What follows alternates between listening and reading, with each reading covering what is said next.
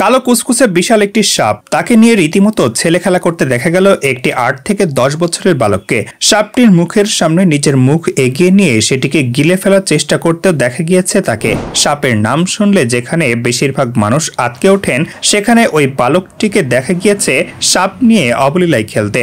মেঝেয় বসে সাপটির কাছে বারবার এগিয়ে গিয়ে বিষাক্ত সাপের মাথা খাওয়ার চেষ্টা করতে দেখা গিয়েছে বাচ্চাটিকে। ভয়াবহ দৃশ্যটি সমাজ মাধ্যমে ছড়িয়ে পড়তেই তা ভাইরাল হয়েছে। ভিডিওটি কবে বা কোথায় তোলা হয়েছে সে নিয়ে নিশ্চিতভাবে কিছু জানা যায়নি। ভাইরাল সেই ভিডিও দেখা গিয়েছে হলুদ টি শার্ট পরে একটি ছোট ছেলে মেঝেয় বসে আছে, তার সামনে ঘুরে বেড়াচ্ছে একটি বড় সাপ। প্রথমে সাপটির গলায় হাত দিয়ে তাকে আদর করতে শুরু করে সে, তারপর হঠাৎ সে সাপটির দিকে এগিয়ে গিয়ে মাথাটি খাওয়ার চেষ্টা করতে থাকে। 2 থেকে 3 বার একই আচরণ করতে থাকে সে।